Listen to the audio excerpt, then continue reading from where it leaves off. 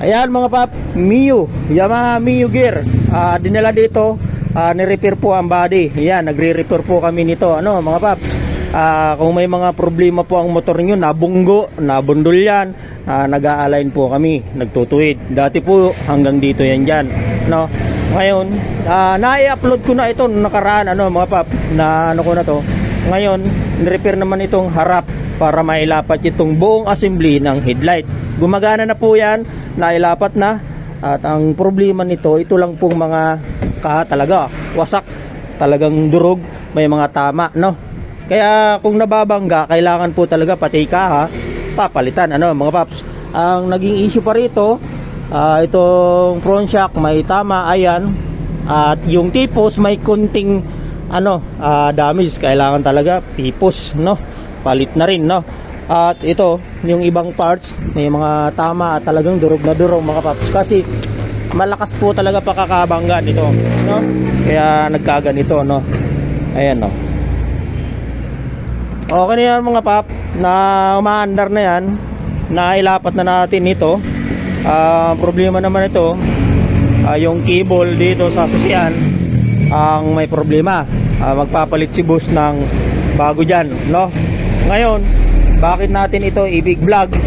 Kasi nga po, sa mga gusto magpaayos, magpa-repair nito, nagre-repair po kami nito, no? Kasi ito dinala dito hanggang doon na ni-repair ng ilalim yan, ano? Pati itong ibabaw, nilalapat po namin yan. Ang paglalapat namin yan mga pap, kailangan kumpleto, buo ang chassis, ang flaring or yung kaha. Kasi kapag buo ang kaha, mas madali pong ilapat.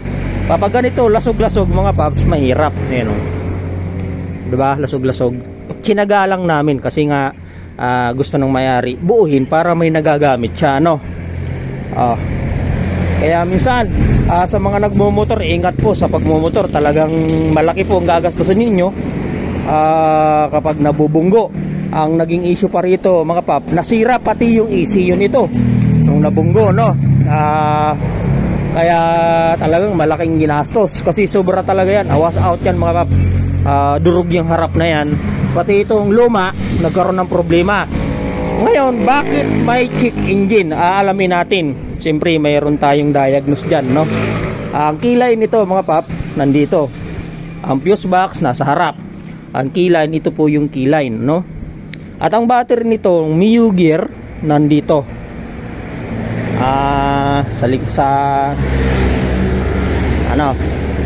Ayan, no? Hatakin lang natin to. Oops, parang mahirap ng hatakin. Ayan, oh.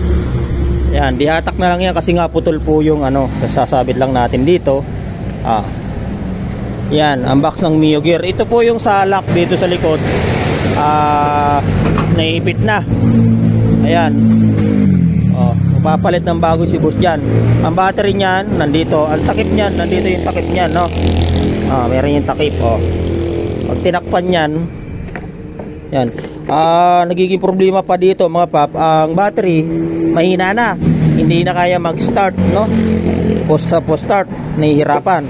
Yan, takip. Nandiyan yung sa ilalim, Okay na yan. Battery, wala po dyan ang fuse, ang Mio gear, wala po sa battery, hindi nakatabi ang fuse dyan, nandito sa harap, no? Ayan yung harap, nandito po, ito. Lahat ng fuse nandyan, may number naman na ito. Lahat, kinabit namin yan, kasi dyan talaga nakalagay yan. Yan, medyo align na rin, pwede nang gamitin ng may-ari araw-araw. Una niyang binili dito mga paps, itong headlight at yung ECU, kasi ECU talaga naging problema. Kasi dati inayos namin to, nirepair namin to, natatakbo, namamatay. Hindi na gumagana. Kapag uminit na makina, hindi na po siya gagana. Ngayon okay na po ito, no? Gumagana na po yan kasi bago na po ECU. Medyo mahal lang ang bili ng may-ari, no? Paano natin malalaman ang check engine na yan? Kung ano yung check engine na yan? Ayun, may check engine kasi mga paps. Ayun, yan, di ba? Tingnan niyo, dapat pag sinusi kasi yan mga paps, mawawala yan. Sorry, mawawala dapat yan, check engine na yan. Ngayon, aalaman natin kung ano ang check engine na yan. Okay, yan Yamaha Mio Gravis yan mga paps, ano? Ang naging problema niyan, nasira, nabaluktot yung chassis yan. Ngayon na-repair namin yung chassis sa harap, itong kinakabitan ng headlight. Ayun, okay na yan, na-welding na po yan. Nag-welding po kami rito. May mga welding machine po kami dyan. Yung maliit, mayroon po kami sa loob. Okay, kaya kung gusto nyo magpa-repair ng body chassis repair, ganitong motor, pwede PM lang, mechanic doctor, open tayo araw-araw. Ano mga ngayon, ito ang gamit natin, diagnose tool, ang tawag dito MST 900 Pro, ano paps, yan panel at yung main main wire, yan main wire sa salpak yan mga paps yan. Kaya kailangan dahan-dahan, no? Kasi baka masira. Kasi ang diagnose na ito, mahal ito mga paps. 27,000 yan, ano? Kasi yung presyo ng motor yan mga paps. Kailangan talaga pagda-diagnose, maingat. Una-una, bawal na bawal po pag lubat ang battery, no? Hindi pwede, no? Masisira yan. Pag nasira yan, hindi mo na papakinabangan ang diagnose na ito. Kailangang ingat. Okay, kasi lahat ng motor po ngayon ay na FI na, no? Ayan, no? Ups, lalagay na muna natin. Medyo nahirapan tayo, hawak natin sa kasi camera. Ayan na, nailagay na natin yung kilay niyan. Yan ang gamit natin, diagnose tool. Ito. At yan yung kilay niyan. Ito yung ginagamit natin dyan. Ito. Sasalpak lang yan dyan. Kasi nga mga pap, hindi mo malalaman ang problema nito. Kasi hindi naman nagwa-warning. Hindi naman. Kailangan talaga diagnose tool ang alam nito. Pag wala kang diagnose, huhulaan mo yun kung ano yung check engine, ano. Kaya hindi pwede magmagaling dyan mga paps, kasi talagang may pan-diagnose sa ganitong motor. Kaya nga po mga paps, mayroon K-line na ginawa. At ito ay diagnose tool na binibinta sa market, o may kilala kayong nagtitinda nito. Okay. At yun, ayan na, bubuhayin na natin to kung anong problema, ano. Ganyan po, saksak muna. Siyempre, sure muna kung talaga nakapasok lahat yung kilay na yan at susi. Yan, buhayin natin. Yan.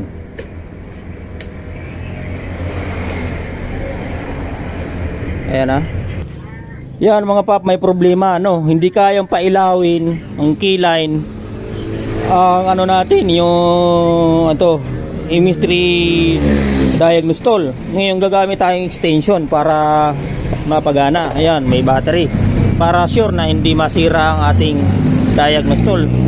Hindi po kayang pailawin mga paps, no? Gamit tayo, no? Ayan mga paps, kapag mahina po ang battery mga paps, yan, kapag mahina yan, luma na kasi yan, hindi pa nagpapalit ang may-ari.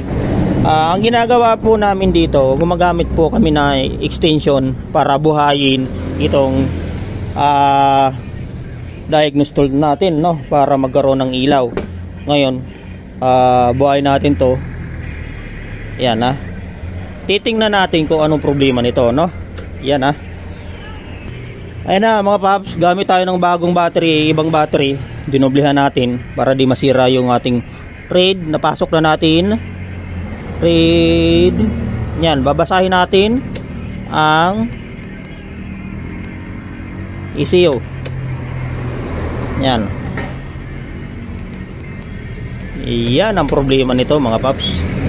Ayun yung basahin. Ibig sabihin may problema pa to, no? Nawala na yung check engine. Nagkaroon ng problema mga paps, no? Ayun niya mabasa.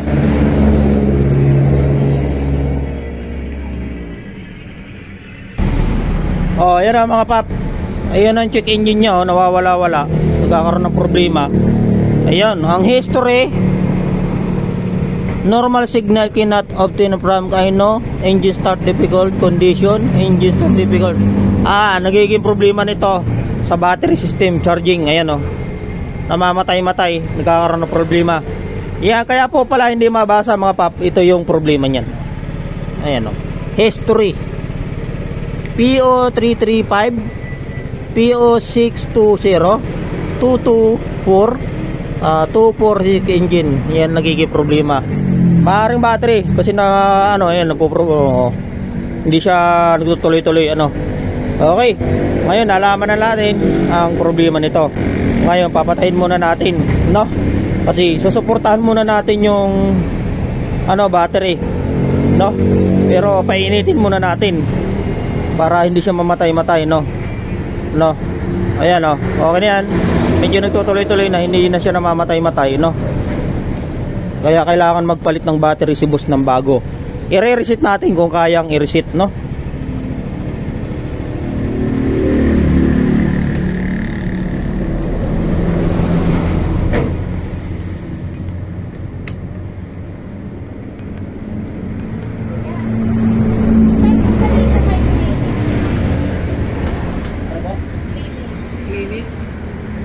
Ayan na.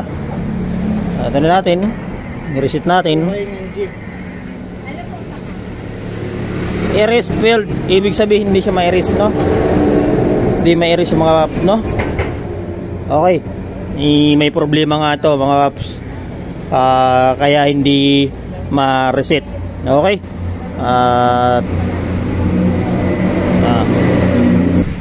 Ayan na mga paps, sinuportahan natin ng isang battery yung battery ng luma kasi hindi kaya i-reset. Ngayon na-reset na yun wala na tingnan nyo tingnan naman natin sa data,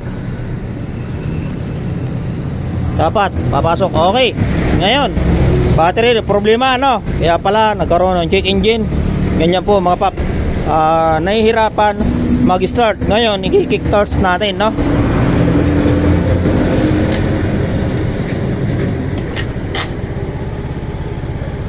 Ayan, kick na. Kaya kanina nawawala-wala. Problema, wala nang check engine, Hindi basta malalaman mga paps, walang warning blinking, na kung ano yung problema. Diagnose lang po talaga ang makakakita. Ayan. Nasa standard naman mga paps, RPM nya 1516.